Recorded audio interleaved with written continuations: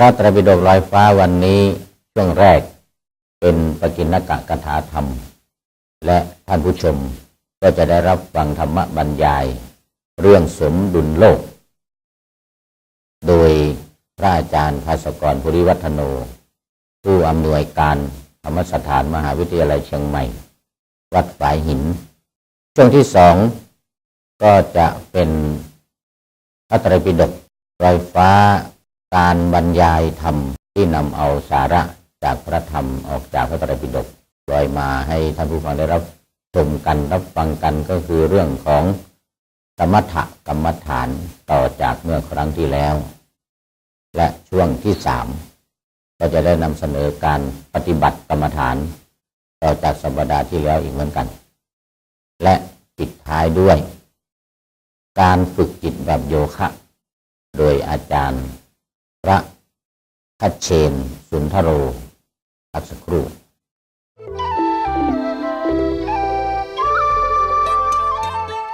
ว้าว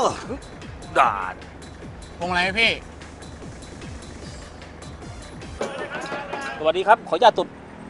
เชิญเลยครับ ดื่มบนรถ แต่ไม่ได้ขับ จับไม่ได้ไปคันอื่น ดื่มบนรถก็ผิดกฎหมายแล้วครับ จับได้ เชิญครับ จับจริงแค่ดื่มบนรถ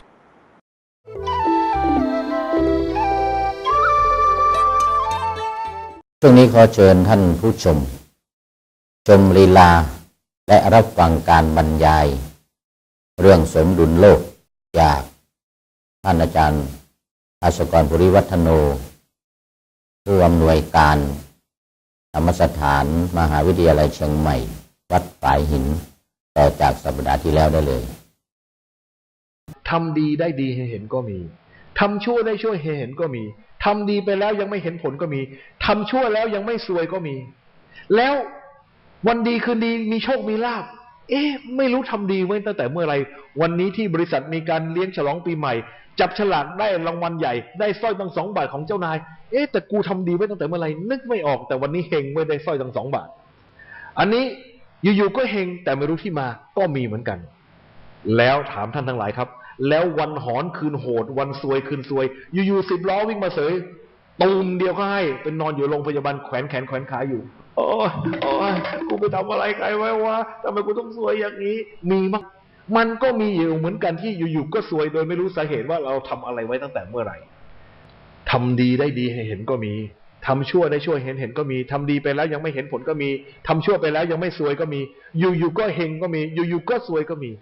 ถ้าทฤษฎีสมดุลโลกแอคชั่นเท่ากับรีแอคชั่นเป็นจริงถามว่าไอ้ความเฮงกับความซวยที่เกิดขึ้นในชีวิตของเรามันมาจากไหนมันไม่ควรเกิดขึ้นลอยๆใช่ไหมมันควรจะมีที่มาใช่ไหมถามว่ามันเป็นไปได้ไหมว่าก่อนที่เราจะมาเกิดในชาตินี้ในโลกนี้ในรอบนี้เราอาจจะเคยมีชีวิตอยู่บนโลกนี้มาก่อนเคยมีชีวิตในอดีตชาติที่เคยทำความดีเอาไว้หรือทำความชั่วเอาไว้มันจึงส่งผลมาเป็นความเฮงหรือความซวยแก่เราในชาติปัจจุบันเป็นไปได้ไหมท่านทั้งหลายครับถ้าชาติหรือภพในอดีตมีได้จริงแล้วถามว่าถ้าเกิด tomorrow die today เกิดพรุ่งนี้เราจะต้องตายจากโลกนี้ไปแล้วถามว่าความดีความชั่วที่เราทำไว้ในชาตินี้มันจะไปส่งผลที่ไหนเป็นไปได้ไหมว่าหลังจากที่เราตายไปแล้วเราก็อาจจะย้อนกลับมาเกิดบนโลกนี้อีกมาทำนะครับมารับผลของความดีและความชั่วที่เราทำไว้ในชาตินี้เป็นความเฮงและความซวยต่อไปในชาติภพภายภาคหน้าเป็นไปได้ไหมท่านทั้งหลายครับถ้าทฤษฎีสมดุลโลกแอคชั่นเท่ากับรีแอคชั่นเป็นจริงนั่นก็ต้องหมายความว่าภพและชาติในอดีตก็จะต้องมีจริงเมื่อภพและชาติในอดีตมีได้จริงภพและชาติหลังความตายก็ควรจะมีจริงไหมครับควรจะเป็นไปได้ไหมที่จะมีภพและชาติหลังความตายก็ต้องมีได้จริงอีกเช่นเดียวกันนั่นหมายความว่าไงครับหมายความว่าชีวิตของเรามันสืบเนื่องกันมาอย่างนี้หรือเปล่าจากอดีตชาติส่งผลมายังปัจจุบันชาติแล้วก็ยังจะสืบเนื่องต่อไปยัง อนาคตชาติด้วยเป็นอย่างนี้หรือเปล่าถ้าอย่างนั้นชีวิตของพวกเรามันเป็นเหมือนลูกโซ่ชีวิตใช่ไหมเป็นลูกโซ่ชีวิตที่มีตายแล้วก็เกิดแล้วก็ตายตายแล้วก็เกิดแล้วก็ตายตายแล้วก็เกิดแล้วก็ตายตายแล้วก็เกิดแล้วก็ตายตายแล้วก็เกิดแล้วก็ตายตายแล้วก็เกิดแล้วก็ตายตายแล้วก็เกิดแล้วก็ตายตายแล้วก็เกิดแล้วก็ตายตายแล้วก็เกิดแล้วก็ตายตายแล้วก็เกิดแล้วก็ตายตายแล้วก็เกิดแล้วก็ตายตายแล้วก็เกิดมากมายไก่กองสืบเนื่องกันมานับภพนับชาติไม่ถ้วนใช่ไหมนะครับบางชาติอายุยืนก็มีบางชาติอายุสั้นก็มีไม่แน่ไม่นอนชีวิตเป็นของไม่แน่นอนใครจะรู้ความตายแม้วันพรุ่งนี้ไม่มีใครรู้หรอกครับท่านทั้งหลายไปดูตามหน้ากูหน้าที่เขาเก็บศพจะเห็นเขาเขียนชาตมรณะบางคนเป็นเด็กเกิดมายังไม่ทันไรก็ตายแล้วบางคนแก่เท่าถึงจะตายบางคนตายหนุ่มตายสาวมีทั้งนั้นนะครับท่านทั้งหลายครับชีวิตทุกขณะที่เราดำเนินอยู่นี้มันเป็นทั้งการทำกรรมและรับผลกรรมทุกขณะที่เราดำเนินชีวิตอยู่มันเป็นการทำกรรมและรับผลกรรมไปพร้อมๆกันมันไม่ได้แยกกันมันเป็นเรื่องสัมพัทธ์ท่านลองดูสิครับว่าไอ้กรรมที่เราทำไว้ครับมันส่งผลวุ่นวายมั่วซั่วไปหมดเป็นเหมือนกับร่างแหเป็นเหมือนกับยุงตีกันเหมือนกับอะไรก็ตามที่มันวุ่นวายไปหมดท่านดูให้ดีนี่ครับมันส่งผลข้ามไปชาติหนึ่งก็มีข้ามไป2 ชาติก็มีส่งผลข้ามอันนี้ข้ามไป1 ชาติอันนี้ส่งผลในชาติเดียวกันอันนี้ส่งผลข้ามไปไม่รู้กี่ชาติอันนี้ส่งผลข้ามไป1 ชาติอันนี้ส่งผลข้ามไป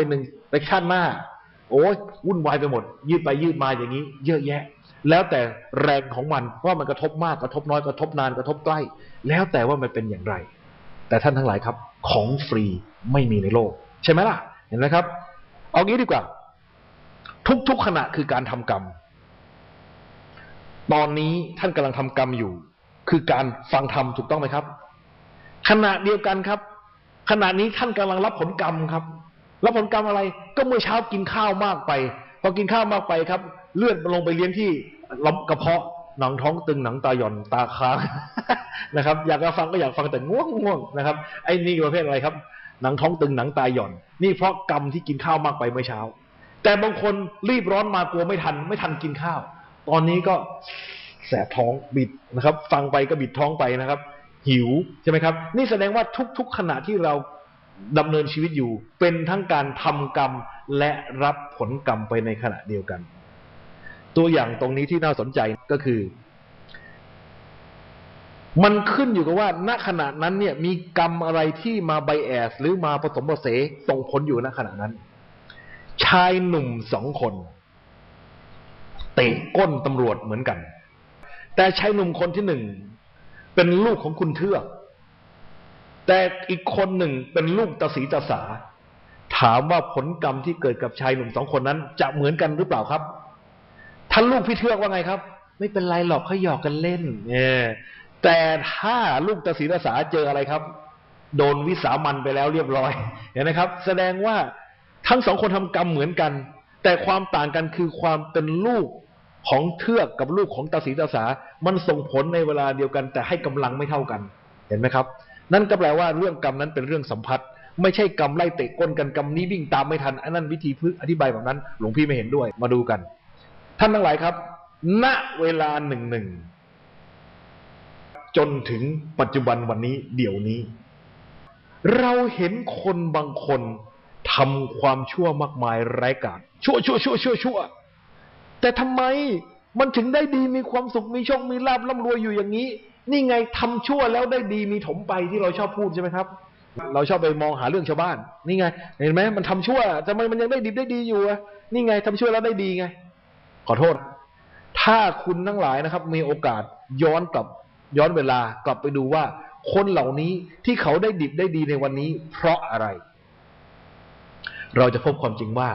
คนเหล่านี้นะครับเขาเคยเสียสละเขาเคยทำความดีมาเขาเคยทำคุณประโยชน์มา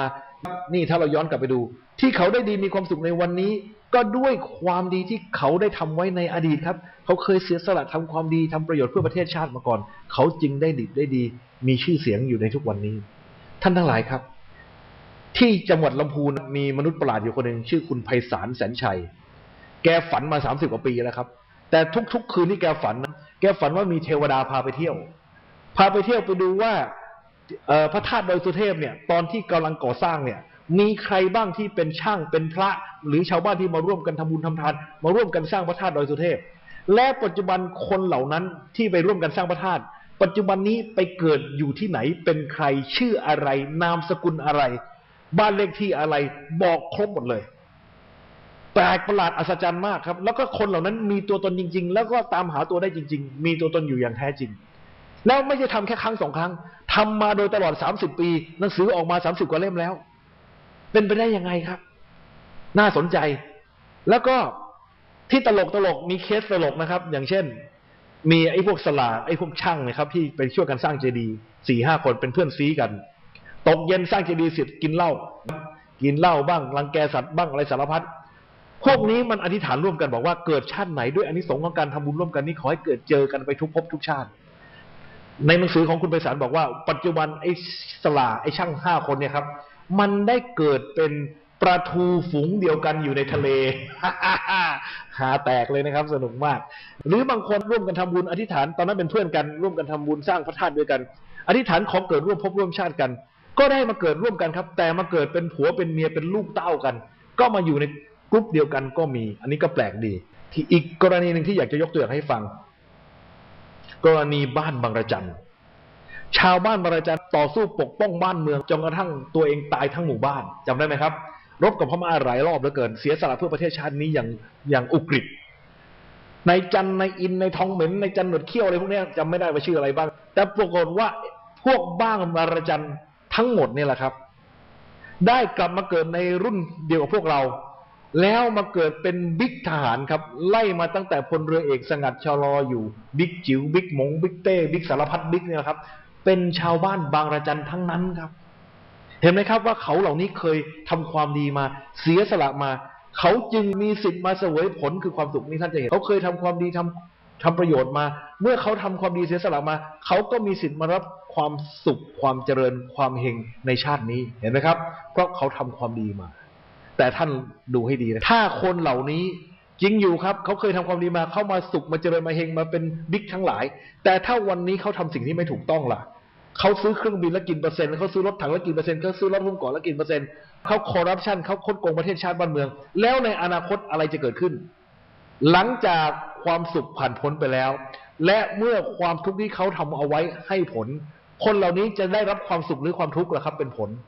แน่นอนครับเขาต้องได้รับผลจากความชั่วของเขาเป็นความทุกข์ความซวยความเสื่อมอย่างแน่นอนของฟรีไม่มีในโลกฉะนั้นพระพุทธองค์ทรงตรัสว่าขอย้ำอีกครั้งหนึ่งว่าพระพุทธองค์ทรงตรัสว่าความชั่วนั้นไม่ทำเสียเลยดีกว่าโปรดฟังอีกครั้งความชั่วนั้นไม่ทำเสียเลยดีกว่าอันนี้ก็คือกรณีของที่เรามองว่าทำชั่วได้ดีมีถมไปแต่จริงๆแล้วที่เขาได้ดีเพราะเขาเคยทำความดีมาและความชั่วที่เขาทำไว้นี้ทำอยู่ในวันนี้ก็จะต้องส่งผลให้เขาต้องได้รับความทุกข์ในอนาคตอย่างแน่นอนของฟรีไม่มีในโลกทีนี้ท่านมาดูตรงนี้ครับเรามักจะเข้าข้างตัวเองเราทำความดีตั้งมากมายแต่ทำไมชีวิตของเราจึงมีทุกข์แสนสาหัสนะครับถูกทำร้ายถูกรังแกเหมือนนางเอกหนังไทยเลยเหมือนอะไรครับเหมือนนางเอกบ้านทรายทองเหมือนนางเอกนางทาสเคยดูไหมนางทาสจำเรื่องอีเอ็นได้ไหมอีเอ็นแสนดีแสนน่ารักแสนซื่อแสนบริสุทธิ์แต่ถูกอิสาลี่กันแกล้งสารพัดแล้วก็แปลกนะครับทั้งสวยทั้งน่ารักแล้วก็ดูเหมือนจะฉลาดแต่ทำไมจึงยอมโง่ถูกแกล้งอยู่ได้เคยสังเกตไหมนางเอกหนังไทยนะครับโดนแกล้งตลอดเวลาแล้วก็ทนให้เขาแกล้งอยู่ได้ไม่รู้จักต่อสู้ไม่รู้สึกที่จะอะไรครับรักษาสิทธิ์ของตัวเองบ้างเลยขอโทษหลวงพี่จะบอกอะไรให้อย่างหนึ่งความจริงที่นางเอกไม่ต่อสู้น่ะมันถูกต้องแล้วเพราะยามที่คนมีกรรมจะต้องเสวยกรรมมันเป็นความยินยอมพร้อมใจที่จะเสวยกรรมเจ้าหนี้กับลูกหนี้เนี่ยจะยินยอมพร้อมใจกันนะครับทวงหนี้ซึ่งกันและกันรู้ไหมทำไมคุณเคยจำตอนที่คุณเป็นหนี้ได้ไหมแล้วคุณรวบรวมเงินแล้วคุณกำเงินไปจ่ายให้เจ้าหนี้ไปกดออดหน้าบ้านเขาตั้งแต่เช้าเอาเงินคืนไปเอาสัญญามาแล้วก็เดินผิวปากฉีกสัญญาแฮปปี้ใจโล่งโปร่งเบา สังเกตนะครับเอาเงินไปเสียแท้ๆแต่มีความสุขใช่ไหม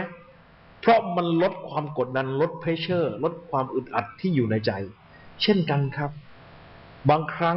มันก็คือการใช้หนี้นั่นเอง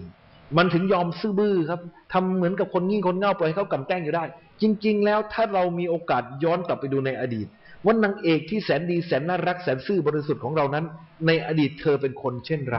เราจะพบว่าอีเย็นของเราเนี่ยครับที่แสนดีแสนน่ารักที่แท้ทุกอย่างที่อีสาลี่ทำเอาไว้ก็คือ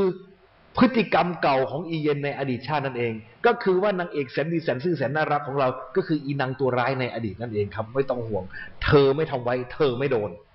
แต่ชาตินี้เธอเป็นคนดีน่ารักจำได้ไหมครับ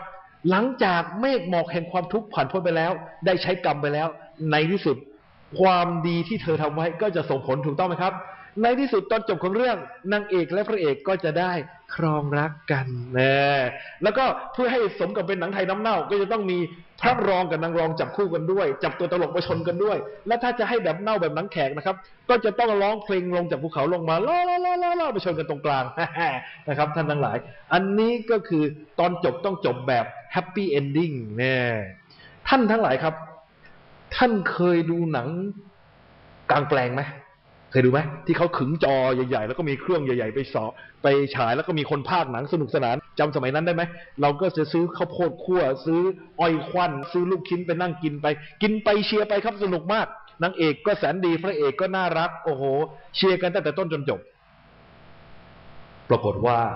ตอนจบของเรื่องพระเอกตายนางเอกตายถามว่าถ้าข้างๆที่ท่านนั่งอยู่มีก้อนหินขนาดเหมาะมือหรือว่ามีท่อนไม้หรือว่าท่านมีไม้ขีดอยู่ในมือหรือมีไฟแช็กอยู่ท่านจะทำอย่างไรนะครับถ้าเป็นอาตมาเหรอเผาจอมันเลยหรือไม่ก็ปากจอมันขาดเลยรู้ไหมทำไมเราถึงทำอย่างนั้นก็เพราะเรามีความเชื่ออยู่ลึกๆในใจว่าทำดีต้องได้ดีทำชั่วต้องได้ชั่วนั่นก็แปลว่าเราเชื่ออยู่แล้วในเรื่องกฎแห่งกรรมท่านทั้งหลายครับตอนจบของเรื่องก็ต้องแฮปปี้เอนดิ้งแน่ครับเป็นไงครับฟังทำแล้วมันไหมนะครับสนุกนะครับสมมติว่าวันนี้ท่านฟังทำแล้วมีความสุขตามสมควรแล้วปรากฏว่าขอตัวออกไปเข้าห้องน้ำเดินออกไปพ้นประตูปั๊บโผล่เจอไม้หน้าสามหัวแตกเลือดอาบชอบไหมดูอีกทีนะครับเดินออกไปเจอไม้หน้าสามพัวที่นี่กระหม่อมครับหัวแตกเลือดอาบชอบไหมชอบปะไม่ชอบใครจะไปชอบล่ะโถยมือถือเขาให้เก็บใช่ไหมครับไม่เอามาแต่บางท่านแอบเอามาและแอบเปิดระบบสั่นเอาไว้ไม่มีใครรู้ใครเห็นหรอกนะครับปรากฏว่ามันสั่นเดี๋ยวขอไปเข้าห้องน้ำก่อนนะครับแอบคลานไปเข้าห้องน้ำที่บ้านโทรศัพท์มาแม่ไม่ต้องกลับบ้านหรอกอยู่ที่ยูพุทธไปเลยเอ้าทำไมเหรอไฟไหม้บ้านหมดแล้วชอบไหมครับไม่ชอบยังไงก็ไม่ชอบไหนใครมีพี่ชายที่แสนดีสุดเลิฟบ้างคุณแม่มีลูกชายสุดหล่อกำลังเป็นหนุ่มรุ่นกระทงปรากฏว่าที่บ้านโทรศัพท์มาบอกว่าแม่กลับจากปฏิบัติธรรมแล้วนะไปเยี่ยมพี่เขาหน่อยพี่เขาเนี่ยอยู่ที่โรงพยาบาลเอ้าพี่เขาไม่อะไรบอกแม่มาเร็วพี่เขาถูกแต่ถูกกระเทยลากเป็นข่มขืนชอบไหมไม่ชอบยังไงก็ไม่ชอบมีคนใส่ร้ายโกหกหลอกลวงเราชอบไหมไม่ชอบท่านทั้งหลายครับถ้าทฤษฎีสมดุลโลกแอคชั่นเท่ากับรีแอคชั่นเป็นจริงถามว่าความทุกข์ความสวยเหล่านี้ฝีมือใครตัวเราเองใช่ไหมที่ไม่ทำชั่วเองก็อาจจะเคยสนับสนุนหรือใช้ให้ผู้อื่นทำความชั่วมาก่อนปัญหาก็คือว่าท่านทั้งหลายครับในนี้มีใครบ้างที่ว่าชีวิตที่ผ่านมาตั้งแต่เกิดมานะคะยุงสักตัวก็ไม่เคยตบมดสักตัวก็ไม่เคยบี้โกหกก็ไม่เคยเลยค่ะไหนแสดงตัวให้หลวงพี่ดูหน่อยครับเนี่ยยกมือหน่อยครับตั้งแต่เกิดมาไม่เคยทำความชั่วอะไรเลยนะคะไหนยกดูหน่อยครับแต่อาตมาก็ด้วยนะครับ ไม่รอดสักรายปัญหาก็คือว่าแล้วเราจะย้อนอดีตไปยกเลิกการกระทำที่ผิดพลาดเหล่านั้นได้หรือไม่ย้อนกลับไปแล้วก็ไปลบมันให้หมดไปจากอดีตของเราเอายางลบถูมันให้หายไปถามว่าทำได้หรือไม่ขอตอบว่า no way ไม่มีทางที่เราจะย้อนอดีตกลับไปได้เดี๋ยวก่อนหรือว่าทำได้ ใครเคยดูหนังเรื่อง Time Machine มั้งไหมโดเรมอนมี Time Machine ด้วย หรือทวิภพมีกระจก ถ้ามันมีจริงๆนะ อาตมาไปก่อน โยมไม่ทันอาตมาหรอกอาตมาจะกระโดดพุ่งเข้าไปในกระจกแล้วทะลุออกไปย้อนอดีตไปประมาณ30 ปี30กว่า40 ปีที่แล้วณโรงเรียนหนึ่งกลางกรุงเทพมหานครเฉลยให้ก็ได้โรงเรียนเดียวกับนายกอภิสิทธิ์โรงเรียนสาธิตจุฬารอบๆโรงเรียนจะมีคูน้ำสำหรับระบายเล็กๆคูน้ำเล็กๆครับระบายน้ำฝนเวลาฝนตกมันจะมีน้ำขังอยู่ครับแล้วมันจะมีปลาตัวเล็กๆคล้ายๆปลาช่อนเขาเรียกปลากั้งตัวลายๆพวกเพื่อนๆอาตมาเนี่ยเขาจะเอาขาเก้าอี้นะครับขาเก้าอี้เก่าๆที่หักๆเนี่ยไปไล่แทงปลากันอาตมาก็ไปยืนเท้าสะเอวบอกพวกแกน่ะอบอริจินพวกดึกดำบรรพ์ไม่มีวัฒนธรรมไม่มีเทคโนโลยีมึงดูข้านี่หนังสติ๊กเว้ยพัวลอยแทบจะสูญพันธุ์มันออกมาดิ้นพังงาเอาประทัดใส่ปากมันจุดถ้าเป็นไปได้นะครับอาตมาจะทวิภพทะลุกระจกเข้าไปแล้วไปจิกหัวเด็กคนนั้นไอ้หนูเอ็งหยุดเรื่องของเด็กพระไม่เกี่ยวสิว่าเอ็งจะทำให้ข้าเดือดร้อนเนี่ยต้องป่วยไข้ไม่สบายเจ็บคอต่างๆเนี่ยเพราะเอ็งเป็นต้นเหตุพระก็ไปอยู่วัดสิมายุ่งอะไรกับเด็กเด็กกำลังสนุกพระไปยุ่งอะไรกลับวัดไปข้าต้องยุ่งกับเองเพราะเองกับข้ากับเองกับข้ากับเองกับข้ากับเองแต่จริงๆแล้วทำได้ไหมครับทำไม่ได้ครับเราไม่มีทางที่เราจะย้อนอดีตกลับไปได้ดังนั้นเมื่อทำไม่ได้ทำยังไงยอมรับความจริงเสียเถิดยอมรับความจริงว่าเราไม่สามารถลบสิ่งที่ผ่านไปแล้วในอดีตได้ก็เอากลับคืนมาก่อนอดีตท่านทั้งหลายครับในเมื่ออดีตแก้ไขไม่ได้จะให้ทำอย่างไรอดีตก็ผ่านไปแล้วอนาคตก็ยังมาไม่ถึงแต่อะไรครับอยู่ในกำมือของเราปัจจุบันต่างหากที่เป็นโอกาสใช่ไหมครับปัจจุบันนี้เดี๋ยวนี้ใช่ไหมที่อยู่ในกำมือ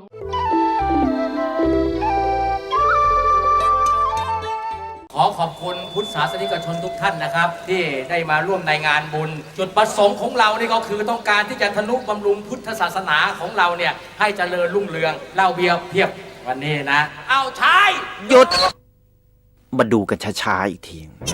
งานบุญพุทธศาสนาเล่าเบียร์เพียบงานบุญพุทธศาสนาเล่าเบียร์เพียบงานบุญพุทธศาสนาเล่าเบียร์เพียบ คนละเรื่องเลย เลี้ยงเหล้าเบียร์ในงานบุญบาป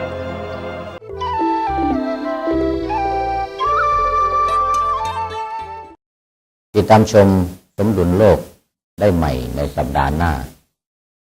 อีกสักครู่เราก็จะมาฟังเรื่องสมถกรรมฐาน ที่เราสามารถรับรู้ได้จากพระไตรปิฎกสติปัฏฐานสูตรในพระไตรปิฎกเล่มที่12พักสักครู่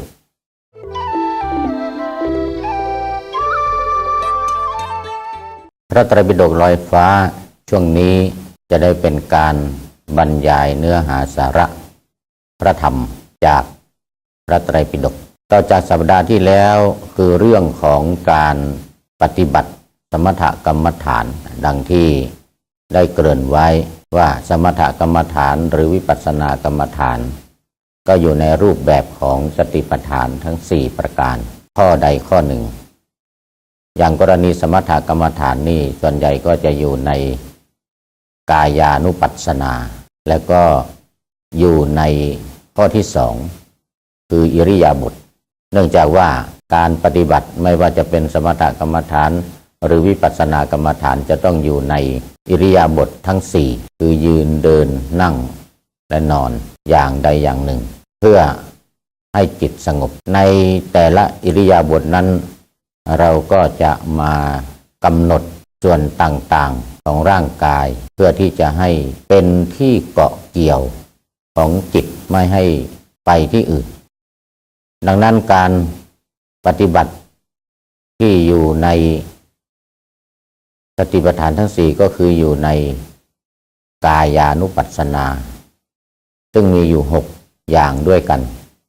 แล้วก็อย่างที่2นี่ถือว่าเป็นหลักใหญ่ในเรื่องของอิริยาบถอย่างที่1อานาปานสตินั่นก็เฉพาะเจาะจงลงไปอย่างที่3สัมปชัญญะก็เจาะจงลงไปใช้สัมปชัญญะเวลาใดเวลาหนึ่งอย่างที่ จตุธาตุการพิจารณาธาตุสี่ก็เจาะจงลงไปที่เรื่องของตัวเราประกอบไปด้วยธาตุสี่มารวมกันปฏิกูลมนสิการ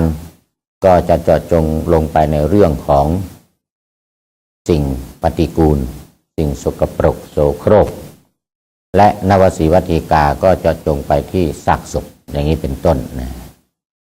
การปฏิบัติอยู่ในหลักของสติปัฏฐานสี่จึงถือว่าอยู่ในกรอบของการปฏิบัติมีอีกเรื่องหนึ่งก็คือเรื่องของจริตหรือความชอบของแต่ละคนซึ่งไม่เหมือนกันเช่นคนที่มีราคะมากโทสะมากโมหะมากมีศรัทธามากมีปัญญามากเหล่านี้ก็เป็นจริตที่จะต้องชอบอารมณ์กรรมฐานไม่เหมือนกันและต้องจัดให้หรือไม่ชอบก็จัดให้จัดอารมณ์กรรมฐานให้ตามความชอบของเขาเมื่อได้รับการจัดแล้วก็เลือกโยคีผู้ปฏิบัติก็จะต้องเลือกปฏิบัติตามกรรมฐานที่ตัวเองชอบดังนั้นการจัดอารมณ์กรรมฐานจึงมีเป็นจำนวนมากอย่างวันนี้จะได้ต่อในเรื่องของอนุสติเมื่อครั้งที่แล้วนั้นได้ยกตัวอย่างพูดถึงพุทธานุสติซึ่งเป็นข้อแรกของอนุสติทั้ง10ประการ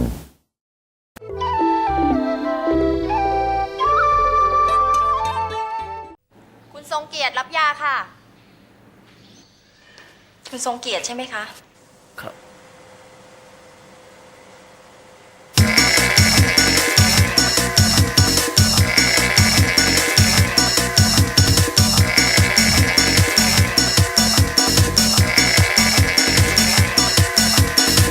ทำนี้ทุกวัน2 เวลาเช้าเย็นนะคะ เชิญค่ะ ครับการออกกำลังกายเป็นยาที่ดีที่สุดแล้วครับ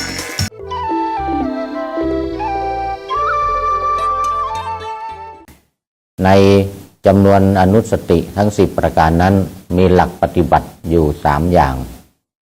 ก็คือการบริกรรมเรียกว่าปริกรรมนัยยะการนับเรียกว่าคณนานัยยะและการระลึกถึงเรียกว่าอนุสรณานัยยะอย่างใดอย่างหนึ่งแน่นอน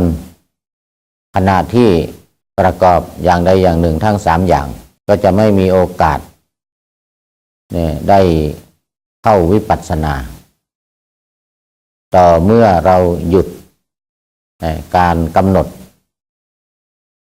ทั้ง3อย่างนี้อย่างใดอย่างหนึ่งแล้วนี่จึงจะเข้าสู่วิปัสสนาได้ดังนั้นในช่วงของการปฏิบัติสมถกรรมฐานจึงเป็นช่วงของการมุ่งที่จะให้จิตสงบอย่างเดียวแล้วจึงแปรไปเป็นอย่างอื่นตามโอกาสตามเวลา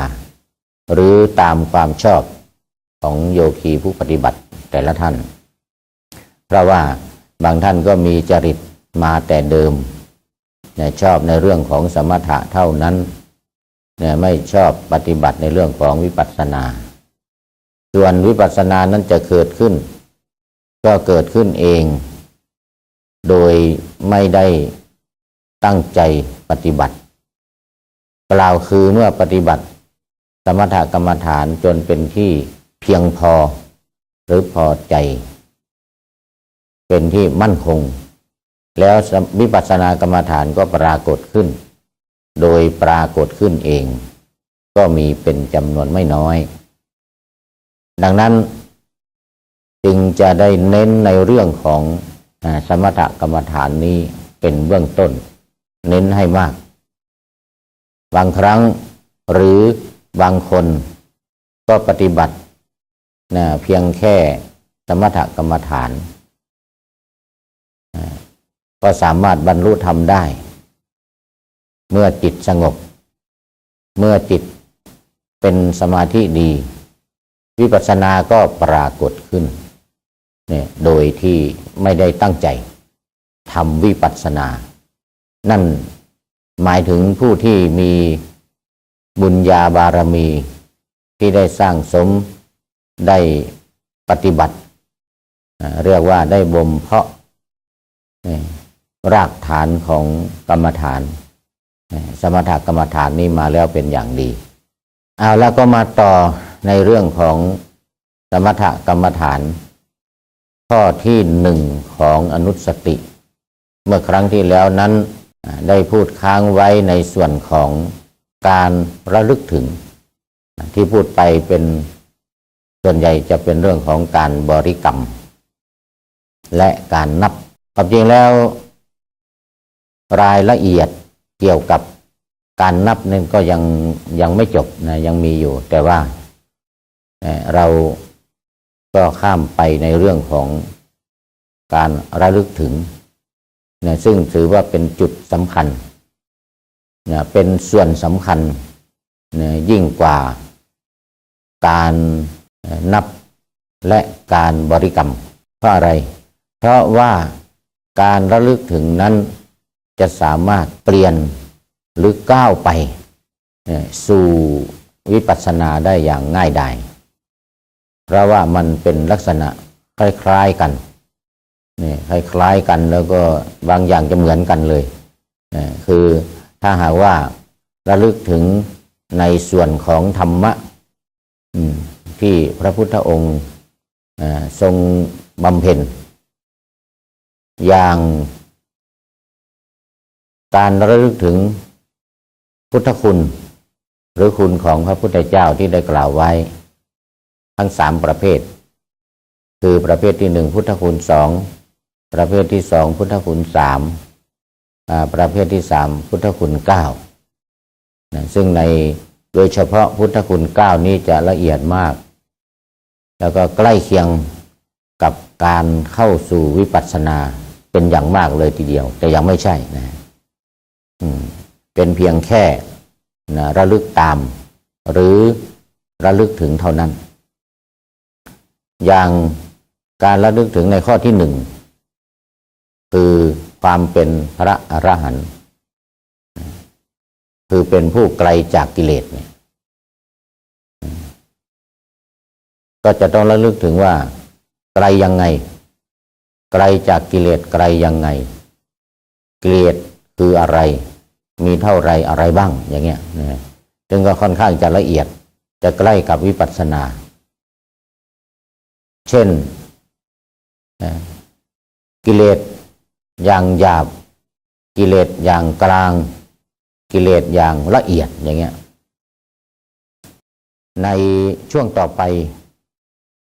เราก็จะได้มาปฏิบัติในเรื่องของการเดินซึ่งจะเป็นการสาธิตการปฏิบัติการเดินกันต่อพักสักครู่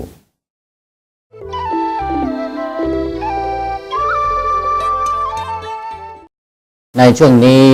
เราก็จะมาพูดถึงการปฏิบัติแบบเดินจงกรมกันดังที่ได้กล่าวไว้ในเบื้องต้นหลายๆครั้งที่ผ่านมาว่าการปฏิบัติแบบกายานุปัสสนาในข้อที่สองคืออิริยาบถนั้นมีท่าทางในการปฏิบัติถึง6อย่างด้วยกันอย่างที่หนึ่งคือการนอนอย่างที่สองคือการนั่งอย่างที่สามคือการยืนอย่างที่สี่คือการเดิน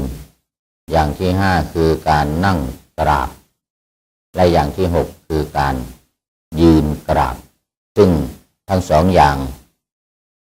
หลังนี้ก็คือการนั่งกราบกับยืนกราบนั้น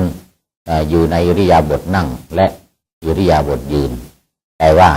ถือว่าเป็นอิริยาบถย่อยที่แบ่งแยกออกมาเพิ่มเติมจากการนั่งธรรมดาเป็นการนั่งกราบแล้วก็การยืนธรรมดาเป็นการยืนกราบแต่ว่าวันนี้ก็จะมาพูดถึงเรื่องของการเดิน ในการเดินนั้นเราจะใช้การบริกรรมใช้การบริกรรมอย่างเดียว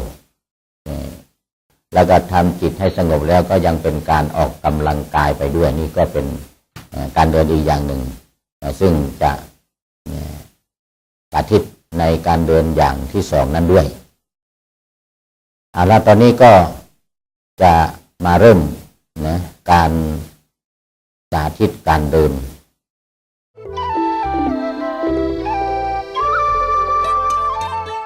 การเดินจงกรมอย่างแรกเป็นการเดินที่จะให้จิตสงบเป็นการเดินช้าๆมีอยู่6ระยะด้วยกัน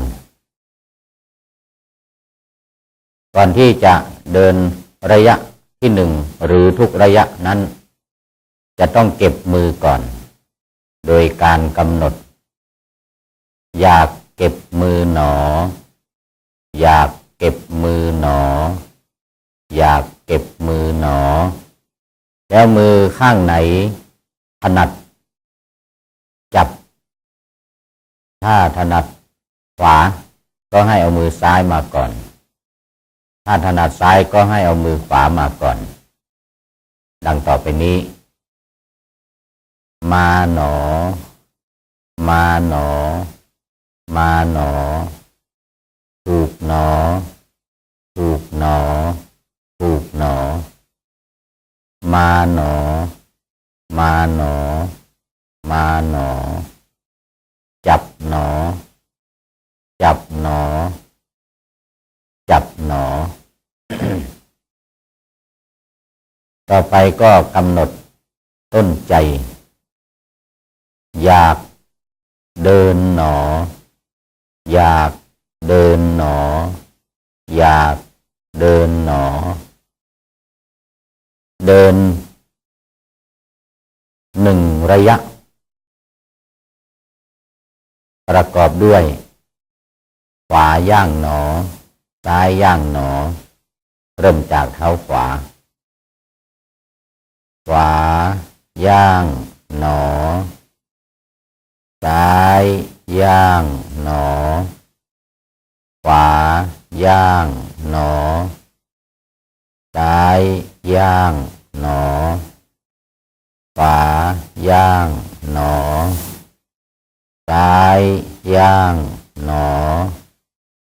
ขวาย่างหนอซ้ายย่างหนอขวาย่างหนอซ้ายย่างหนอขวาย่างหนอซ้ายย่างหนอก้าวสุดท้ายให้เอาเท้าชิดกันขวาย่างหนอยืนหนอยืนหนอยืนหนออยากกลับหนออยากกลับหนออยากกลับหนอกลับด้านขวา2 คู่กลับหนอกลับหนอ1กลับหนอกลับหนอ2ยืนหนอยืนหนอยืนหนออยากเดินหนออยากเดินหนออยากเดินหนอเดินระยะที่2หรือ2ระยะประกอบด้วยยกหนอเหยียบหนอเริ่มจากเท้าขวายกหนอ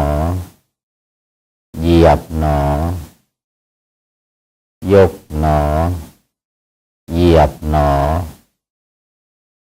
ยกหนอเหยียบหนอยกหนอเหยียบหนอยกหนอ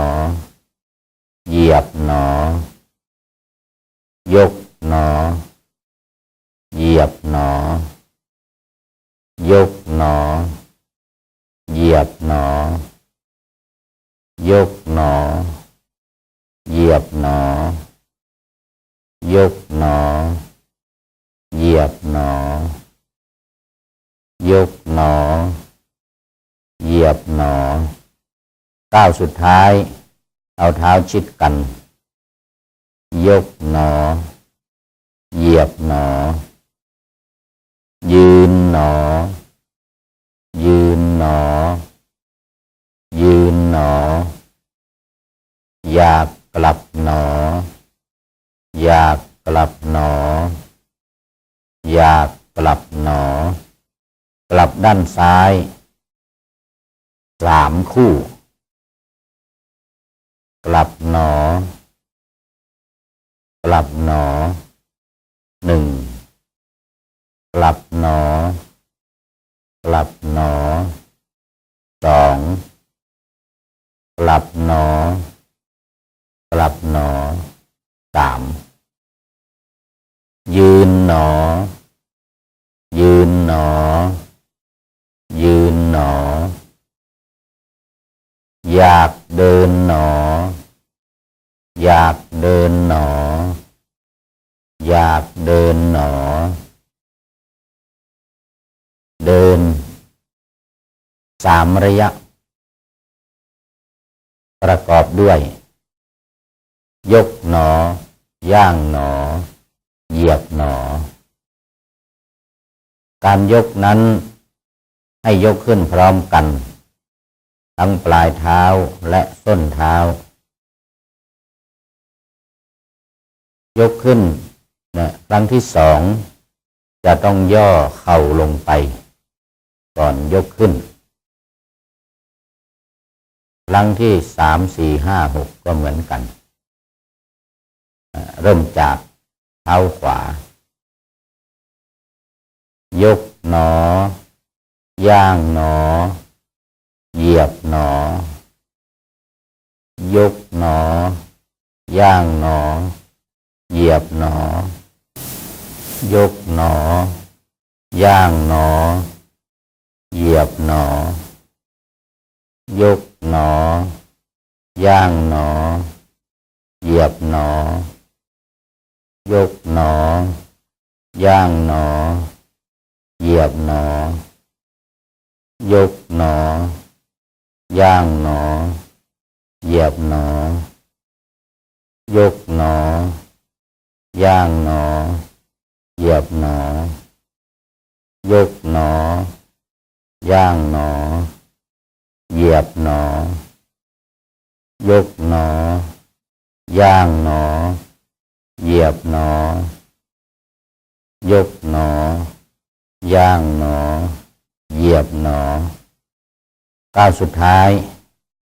เอาเท้าชิดกัน ยกหนอย่างหนอ เหยียบหนอ ยืนหนอ ยืนหนอ ยืนหนอ อยากกลับหนอ อยากกลับหนอ อยากกลับหนอ กลับด้านขวา4 คู่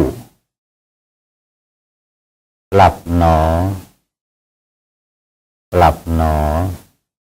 1 กลับหนอ กลับหนอ 2 กลับหนอ กลับหนอ 3 กลับหนอ กลับหนอ 4 ตามปกติต่อไปจะเป็นการเดิน4 ระยะ5 ระยะและ6 ระยะแต่ว่าตอนนี้เวลาใกล้จะหมดก็จะเอาไว้ก่อนเป็นครั้งต่อไปที่จะเดินในก้าวที่ระยะที่4และระยะที่5และอีกอย่างหนึ่งระยะที่3นี้ก็เป็นการ เดินยากยกยากเพราะว่าต้องยกขึ้นพร้อมกันเรียกว่าเป็นท่าปราบเซียนท่าที่สามนี้ทำยากอยู่พอสมควรก็จะเริ่มอีกจะทำอีกครั้งหนึ่งแล้วก็จะยุติในการเดินในครั้งนี้อยากเดินหนออยากเดินหนออยากเดินหนอเดิน3 ระยะประกอบด้วยยกหนอย่างหนอเหยียบหนอเริ่มจากเท้าขวา ยกหนอย่างหนอเหยียบหนอยกหนอย่างหนอเหยียบหนอยกหนอย่างหนอเหยียบหนอยกหนอย่างหนอเหยียบหนอยกหนอย่างหนอเหยียบหนอยกหนอย่างหนอเหยียบหนอ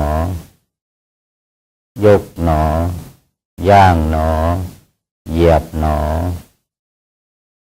ยกหนอย่างหนอเหยียบหนอ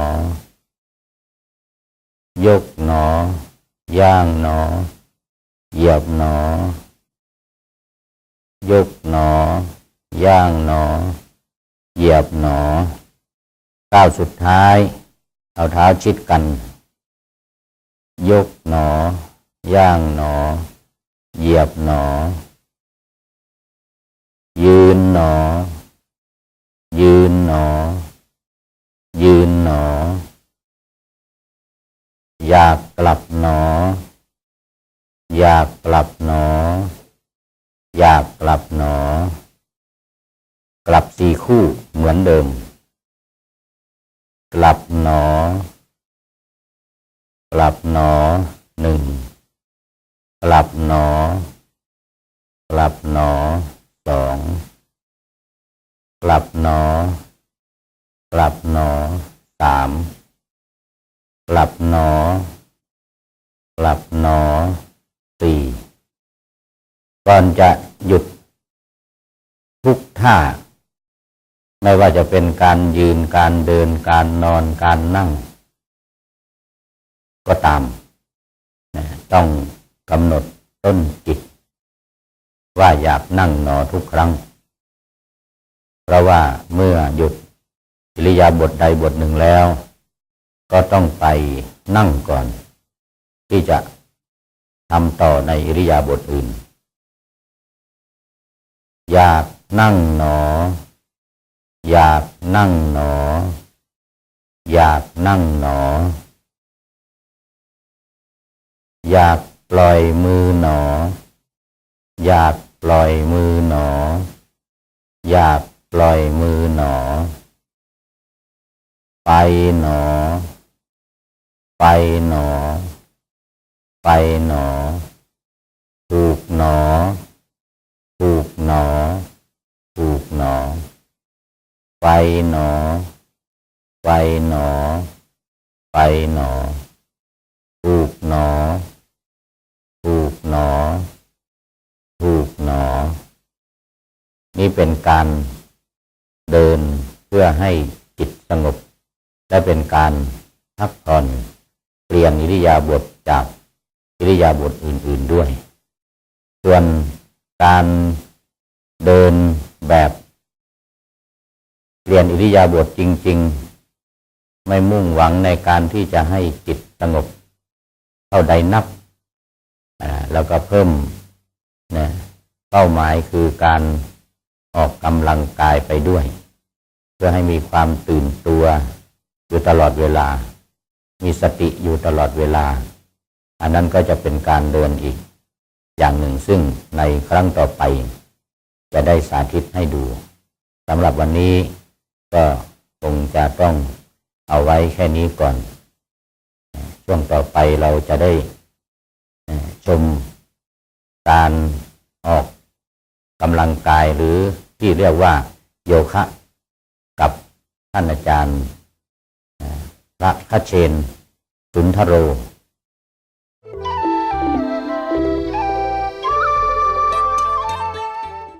เอาแขนซ้ายอ้อมไปด้านหลังเอามือขวามาเหนี่ยวข้อศอกซ้ายลงมามือขวาอ้อมไปจับมือซ้ายด้านหลัง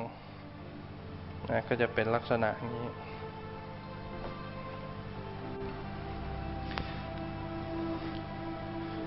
ศีรษะตั้งตรงรับรู้ถึงความยืดตึงที่หัวไหล่ทั้งสองข้างรู้ชัดถึงความเจ็บตึงเอาเท่าที่เราทนได้ไม่ถึงก็คือไม่ถึงอย่าฝืนรับรู้ถึงความยืดตึงที่เกิดขึ้นนั้นอยู่กับการเจ็บตึงที่เกิดขึ้นลำดับต่อไปก็เปลี่ยนข้างเอาแขนขวาขึ้นไปด้านบนแขนซ้ายอ้อมไปข้างหลังไปจับกำกันไว้รับรู้ถึงความยืดตึงที่เกิดขึ้นศีรษะตั้งตรงรู้ชัดถึงความยืดตึงที่หัวไหล่ทั้งสองข้างรู้ชัดถึงความเจ็บตึงที่เกิดขึ้นนั้นอยู่กับการเจ็บตึงที่เกิดขึ้นรู้ชัดถึงความเจ็บตึงที่เกิดขึ้นนั้นค่อยๆคืนกับลำดับต่อไปก็สวัสดีด้านหลังไม่ถึงก็คือไม่ถึงเอาเท่าที่เราพอทนได้รู้ชัดถึงความยืดตึงที่เกิดขึ้นอยู่กับการเจ็บตึงที่เกิดขึ้นนั้นรู้ชัดถึงความเจ็บตึงต่อไปก็ลดแขนลงมาเราก็มานั่งในท่าพับเพียบลำดับต่อไปก็เอาเข่าขวาขึ้นด้านบน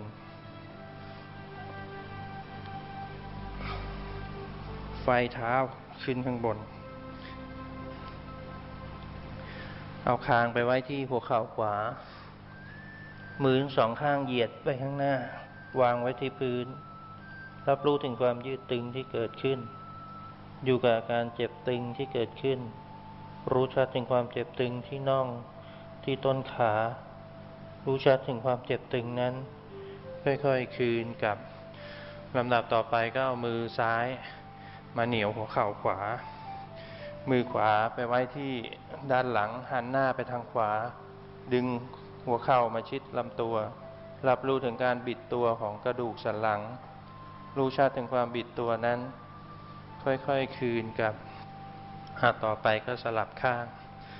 เอาเข่าซ้ายขึ้นข้างบนมั่ง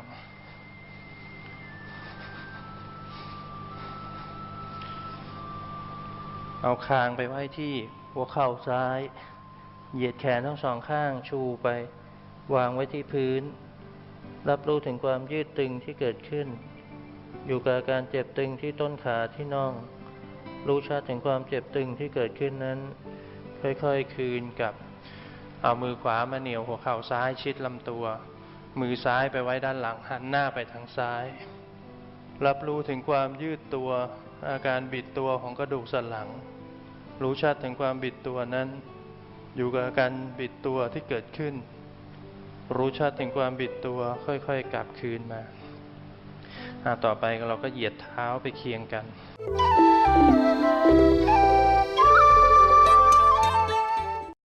ในการปฏิบัติวันนี้ท่านผู้ชมก็สามารถนำไปเจริญสติที่บ้านในพื้นที่เล็กๆก็ได้เช่นเวลาตื่นนอนหลังอาหารเช้าหลังอาหารกลางวันตอนอาบน้ำตอนเย็นๆและก่อนเข้านอนพบกันใหม่กับรายการพระไตรปิฎกลอยฟ้าขอเจริญพรและอำนวยความสุขสวัสดีแก่ท่านผู้ชมทุกท่านเวลาหมดละปะกันวันหลังขอผู้ชมฟังสมหวังตัวหน้าสมหวังตัวหน้าขอเจริญพร